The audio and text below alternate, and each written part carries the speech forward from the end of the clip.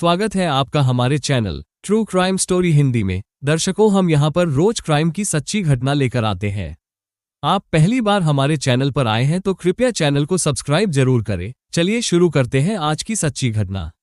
विश्व प्रसिद्ध पर्यटन स्थल मांडू के नजदीक के एक गांव तारापुर में पैदा हुई पिंकी को देखकर कोई सहसा विश्वास नहीं कर सकता था कि वह एक आदिवासी युवती है। इसकी वजह ये थी कि पिंकी के नैनक्श और रहन सहन सब कुछ शहरियों जैसे थे।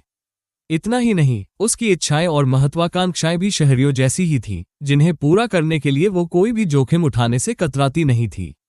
बाज बहादुर और रानी रूपमती की प्रेमगाथा कहने वाले मांडू के आसपास सैकड़ों छोटे छोटे गांव हैं, जहां की खूबसूरत छटा और ऐतिहासिक इमारतें देखने के लिए दुनिया भर से प्रकृति प्रेमी और शांतिप्रिय लोग वहां आते हैं। वहां आने वाले महसूस भी करते हैं कि यहाँ वाकई प्रकृति और प्रेम का आपस में गहरा संबंध है।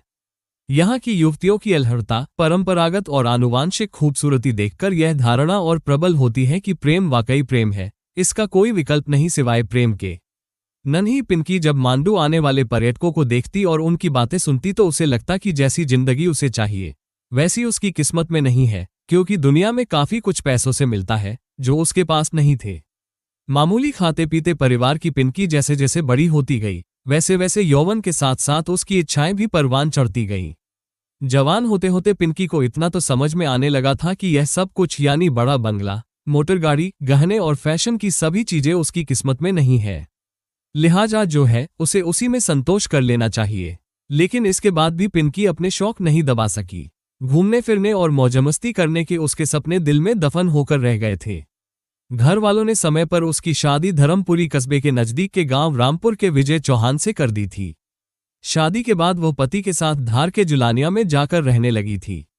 पेशे से ड्राइवर विजय अपनी पत्नी की इस कमजोरी को जल्दी ही समझ गया था कि पिंकी के सपने बहुत बड़े हैं, जिन्हें पूरा करने के लिए बहुत दौलत चाहिए। उन्हें कमाकर पूरे कर पाना कम से कम इस जन्म में तो उसके वश की बात नहीं है। इसके बाद भी उसकी हर मुमकिन कोशिश यही रहती थी कि वह हर खुशी लाकर पत्नी के कदमों में डाल दे। इसके लिए वो हड़तोड़ मेहनत करता भी था। लेकिन अपनी शर्तों पर जिंदगी जीने की आदी होती जा रही पिंकी को पति की मजबूरी तो समझ में आती थी, लेकिन उसकी बातों का असर उस पर से बहुत जल्द खत्म हो जाता था। शादी के बाद कुछ दिन तो प्यार मोहब्बत और अभिसार में ठीक ठाक गुजरे। इस बीच पिंकी ने 2 बेटों को जन्म दिया, जिनके नाम हिमांशु और अनुज रखे गए। विजय को जिंदगी में सब कुछ मिल चुका था, इसलिए वो संतुष्ट था। लेकिन पिंकी की बेचैनी और छटपटाहट बरकरार थी। बेटों के कुछ बड़ा होते ही उसकी हसरतें फिर सिर उठाने लगीं। बच्चों के हो जाने के बाद घर के खर्चे बढ़ गए थे, लेकिन विजय की आमदनी में कोई खास इजाफा नहीं हुआ था। अक्सर अपनी नौकरी के सिलसिले में विजय को लंबे लंबे टूर करने पड़ते थे। इस बीच पिंकी की हालत और भी खस्ता हो जाती थी। पति इससे ज्यादा न कुछ कर सकता है और न कर पाएगा, ये बात अच्छी तरह उसकी समझ में आ गई थी। अब तक शादी हुए 17 साल हो गए थे, इसलिए अब उसे विजय से ऐसी कोई उम्मीद अपनी ख्वाहिशों के पूरी होने की नहीं दिखाई दे रही थी। लेकिन जल्दी ही पिंकी की जिंदगी में एक ऐसा मोड़ आ गया जो अंधा भी था और खतरनाक भी। यह एक ऐसा मोड़ था जिसका सफर तो सुहाना था, परंतु मंजिल मिलने की कोई गारंटी नहीं थी। इसके बाद भी पिंकी उस रास्ते पर चल पड़ी। उसने न अंजाम की परवाह की, न ही पति और बच्चों की। इससे सहज ही समझा जा सकता है कि इच्छाओं और गैरजरूरी जरूरतों के सामने जिम्मेदारियों ने दम तोड़ दिया था। पिंकी को संभल कर चलने के बजाय फिसलने में ज्यादा फायदा नजर आया। विजय का एक दोस्त था दिलीप चौहान। वो बेरोजगार था और काम की तलाश में इधर उधर भटक रहा था। काफी दिनों बाद दोनों मिले तो विजय को उसकी हालत पर तरस आ गया। उसने धीरे धीरे दिलीप को ड्राइविंग सिखा दी। धार, मांडू और इंदौर में ड्राइवरों की काफी मांग है, इसलिए ड्राइविंग सीखने के बाद वो गाड़ी चलाने लगा। दोस्त होने के साथ साथ विजय अब उसका उस्ताद भी हो गया था। ड्राइविंग सीखने के दौरान दिलीप का विजय के घर आना जाना काफी बढ़ गया था। एक तरह से वो घर के सदस्य जैसा हो गया था। जब विजय दिलीप को ड्राइविंग सिखा रहा था, तभी पिंकी दिलीप को जिस्म की जुबान समझाने लगी थी। उसके हुस्न और अदाओं का दीवाना होकर दिलीप दोस्ती यारी ही नहीं, गुरु शिष्य परंपरा को भी भूलकर पिंकी के प्यार में कुछ इस तरह डूबा कि उसे भी अच्छे बुरे का होश नहीं रहा। ऐसे मामलों में अक्सर औरत ही पहल करती है, जिससे मर्द को फिसलते देर नहीं लगती। दिलीप अकेला था, उसके खर्चे कम थे, इसलिए वो अपनी कमाई पिंकी के शौक और ख्वाहिशों को पूरे करने में खर्च करने लगा। इसके बदले पिंकी उसकी जिस्मानी जरूरतें पूरी करने लगी। जब भी विजय घर पर नहीं होता या गाड़ी लेकर बाहर गया होता, तब दिलीप उसके घर पर होता। पति की गैरहाजिरी में पिंकी उसके साथ आनंद के सागर में गोते लगा रही होती। विजय इस रिश्ते से अनजान था क्योंकि उसे पत्नी और दोस्त दोनों पर भरोसा था। ये भरोसा तब टूटा जब उसे पत्नी और दोस्त के संबंधों का एहसास हुआ। शक होते ही वो दोनों की चोरी छिपे निगरानी करने लगा। फिर जल्दी ही उसके सामने स्पष्ट हो गया कि बीवी बेवफा और यार दगाबाज निकला। शक के यकीन में बदलने पर विजय तिलमिला उठा, पर यह पिंकी के प्रति उसकी दीवानगी ही थी कि उसने कोई सख्त कदम न उठाते हुए उसे समझाया। लेकिन अब तक पानी सिर के ऊपर से गुजर चुका था। चूंकि पति का लिहाज और डर था, इसलिए पिंकी खुलेआम अपने आशिक देवर के साथ रंगरलियां नहीं मना रही थी। फिर एक दिन पिंकी कोई परवाह किए बगैर दिलीप के साथ चली गई। चली जाने का मतलब यह नहीं था कि वो आधी रात को कुछ जरूरी सामान लेकर प्रेमी के साथ चली गई थी, बल्कि उसने विजय को बाकायदा तलाक दे दिया था और उसकी गृहस्थी के बंधन से खुद को मुक्त कर लिया था। कोई रुकावट या अड़ंगा पेश न आए, इसके लिए वो और दिलीप धार आकर रहने लगे थे। पहले प्रेमिका और अब पत्नी बन गई पिंकी के लिए दिलीप ने धार की सिल्वर हिल कॉलोनी में मकान ले लिया था। मकान और कॉलोनी का माहौल ठीक वैसा ही था जैसा पिंकी सोचा करती थी। ये पिंकी के दूसरे दाम्पत्य की शुरुआत थी, जिसमें दिलीप उसका उसी तरह दीवाना था जैसा पहली शादी के बाद विजय हुआ करता था। पति इर्द गिर्द मंडराता रहे, घुमाता फिराता रहे, होटलों में खाना खिलाए और सिनेमा भी ले जाए। यही पिंकी चाहती थी, जो दिलीप कर रहा था।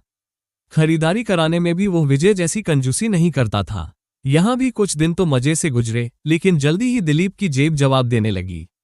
पिंकी के हुस्न को वो अब तक जी भरकर भोग चुका था, इसलिए उसकी खुमारी उतरने लगी थी। लेकिन पत्नी बनाकर लाया था, इसलिए पिंकी से वो कुछ कह भी नहीं सकता था। प्यार के दिनों के दौरान किए गए वादों का उसका हलफनामा पिंकी खोलकर बैठ जाती तो उसे कोई जवाब या सफाई नहीं सूझती थी। जल्दी ही पिंकी की समझ में आ गया कि दिलीप भी अब उसकी इच्छाएं पूरी नहीं कर सकता, तो वो उससे भी उकताने लगी। पर अब वो सिवाय किलपने के कुछ कर नहीं सकती थी। दिलीप की चादर में भी अब पिंकी के पांव नहीं समा रहे थे।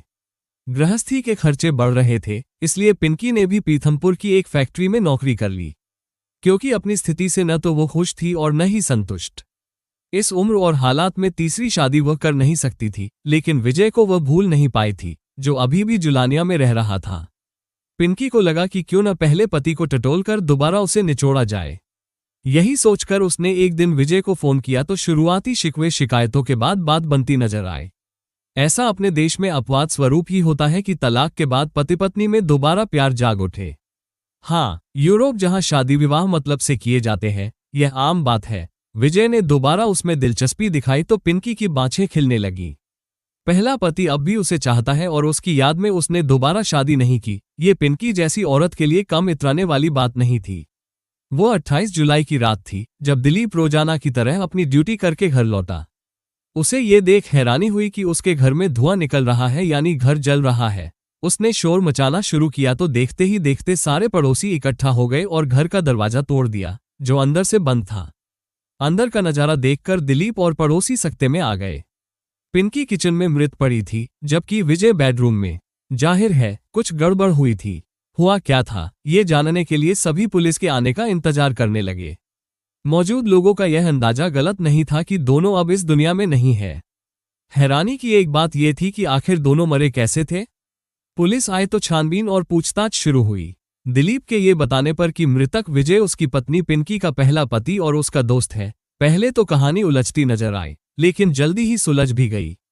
दोनों लाशों को पोस्टमार्टम के लिए भेज दिया गया। पुलिस वालों ने दिलीप से पूछताछ की तो उसकी बातों से लगा कि वह झूठ नहीं बोल रहा है। उसने पुलिस को बताया था कि वह काम से लौटा तो घर के अंदर से धुआं निकलते देख घबरा गया। उसने मदद के लिए गुहार लगाए। इसके बाद जो हुआ उसकी पुष्टि के लिए वहां दर्जनों लोग मौजूद थे। दरवाजा सचमुच अंदर से बंद था, जिसे उन लोगों ने मिलकर तोड़ा था। सभी ने बताया कि पिंकी की लाश जली हालत में किचन में पड़ी थी और विजय की ड्राइंग रूम में। उसके गले में साड़ी का फंदा लिपटा था। पिंकी के चेहरे पर चोट के निशान साफ दिखाई दे रहे थे। जल्दी ही इस दोहरे हत्याकांड या खुदकुशी की खबर आग की तरह धार से होते हुए समूचे निमाड़ और मालवांचल में फैल गई, जिसके बारे में सभी के अपने अपने अनुमान थे। लेकिन सभी को इस बात का इंतजार था कि आखिर पुलिस कहती क्या है। धार के एसपी वीरेंद्र सिंह भी सूचना पाकर घटनास्थल पर आ गए थे। उन्होंने घटनास्थल का बारीकी से जायजा लिया। पुलिस को दिए गए बयान में पिंकी की मां मुन्नीबाई ने बताया था कि पिंकी और विजय का वैवाहिक जीवन ठीक ठाक चल रहा था, लेकिन दिलीप ने आकर ना जाने कैसे पिंकी को फंसा लिया। जबकि दिलीप का कहना था कि उसे इस बात की जानकारी नहीं थी कि उसकी गैरमौजूदगी में पिंकी पहले पति विजय से मिलती जुलती थी या फोन पर बातें करती थी। पिंकी के भाई कान्हा सुबे ने जरूर यह माना कि उसने पिंकी को बहुत समझाया था, पर वह नहीं मानी। पिंकी कब विजय को तलाक देकर दिलीप के साथ रहने लगी थी, यह उसे नहीं मालूम था। तलाक के बाद दोनों बेटे विजय के पास ही रह रहे थे। विजय के भाई अजय के मुताबिक हादसे के दिन विजय राजस्थान के प्रसिद्ध धार्मिक स्थल सांवरिया सेठ जाने को कहकर घर से निकला था। वो छोटे बेटे अनुज को अपने साथ ले गया था। अनुज को उसने एक परिचित की कार में बिठाकर अपनी साली के पास छोड़ दिया था, जो शिक्षिका है। अब पुलिस के पास सिवाय अनुमान के कुछ नहीं बचा था। इससे आखिरी अंदाजा ये लगाया गया कि विजय पिंकी के बुलाने पर उसके घर आया था और किसी बात पर विवाद हो जाने की वजह से उसने पिंकी की हत्या करके घर में आग लगा दी थी। उसके बाद खुद भी साड़ी का फंदा बनाकर लटक गया। फंदा उसका वजन सह नहीं पाया, इसलिए वो गिरकर बेहोश हो गया। उसी हालत में दम घुटने से उसकी भी मौत हो गई होगी। बाद में ये बात भी निकलकर आई कि विजय पिंकी से दोबारा प्यार नहीं करने लगा था, बल्कि उसकी बेवफाई से वो खार खाए बैठा था। उस दिन मौका मिलते ही उसने पिंकी को उसकी बेवफाई की सजा दे दी, लेकिन बदकिस्मती से खुद भी मारा गया। सच क्या था, ये बताने के लिए न पिंकी है और न विजय। पोस्टमार्टम रिपोर्ट के मुताबिक दोनों की मौत दम घुटने से हुई थी, लेकिन पिंकी के पेट पर एक धारदार हथियार का निशान भी था, जो संभवतः तवे का था। विजय के सिर पर लगी चोट से अंदाजा लगाया गया कि खुद को फांसी लगाते वक्त वह गिर गया था, इसलिए उसके सिर में चोट लग गई थी। यही बात सच के ज्यादा नजदीक लगती है कि विजय ने पहले पिंकी को मारा, उसके बाद खुद भी फांसी लगा ली। लेकिन क्यों? इसका जवाब किसी के पास नहीं है, क्योंकि वह वाकई में पत्नी को बहुत चाहता था, पर उसकी बेवफाई की सजा भी देना चाहता था। जबकि पिंकी की मंशा उससे दोबारा पैसे ऐंठने की थी। शायद इसी से वो और तिलमिला उठा था। पिंकी समझदारी से काम लेती तो विजय की कम आमदनी में करोड़ों पत्नियों की तरह अपना घर चला सकती थी, पर अपनी शर्तों पर जिंदगी जीने की जिद और ख्वाहिशें उसे महंगी पड़ी, जिससे उसके बच्चे अनाथ हो गए। अब उनकी चिंता करने वाला कोई नहीं रहा। दिलीप कहीं से शक के दायरे में नहीं था। उसका हादसे के समय पहुंचना भी एक इत्तेफाक था।